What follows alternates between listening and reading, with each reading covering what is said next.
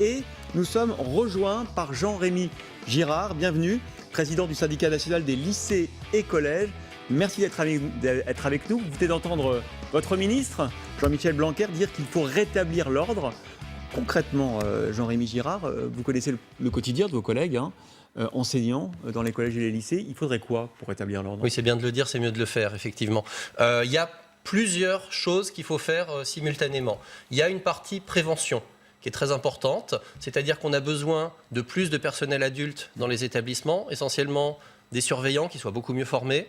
Et je pense à des corps comme les psychologues ou comme les assistantes sociales, qui sont des gens qui peuvent vraiment prévenir un certain nombre de problèmes. Ça, c'est un premier point essentiel. Il y en a moins aujourd'hui qu'hier ?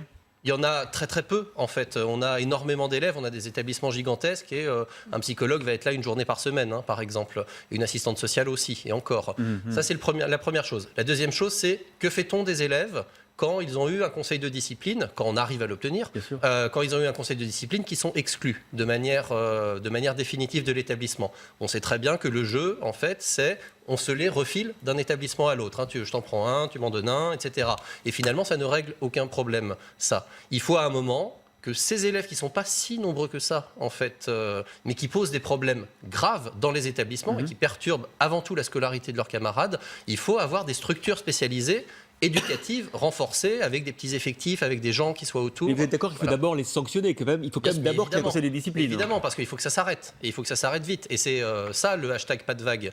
Je ne parle pas des récupérations qu'il peut y avoir après, etc. Mais les collègues qui se sont exprimés, c'est pour dire, voilà, j'ai signalé un problème, il ne s'est rien passé. J'ai entendu Chloé tout à l'heure, peut-être à l'autre antenne, qui nous expliquait cette salle incroyable où effectivement un couteau de cuisine et pas de sanction. C'est complètement de la folie. Un élève vous traite de sale pute, oui, mais non, c'est pas très grave. Voilà, mais si, c'est très grave. Donc ça, il faut absolument qu'il y ait une sanction, mais il faut qu'on sache ce qu'on fait de l'élève après la sanction. Parce que si c'est pour le remettre dans un autre établissement, il va recommencer la même chose, c'est nul. Et donc on en fait quoi ?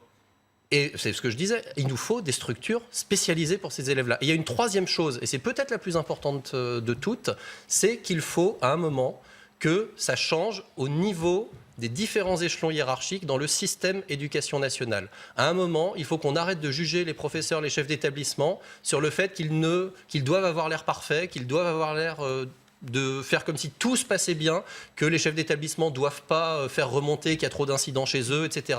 Parce que ça, c'est délétère. Et quand vous vous retrouvez à être sur le même plan que l'élève et finalement ah mais la version de l'élève c'est pas la vôtre, donc est-ce que vous êtes vraiment sûr de ce que vous avez entendu ? Oui, on est sûr de ce qu'on a entendu dans ces cas-là.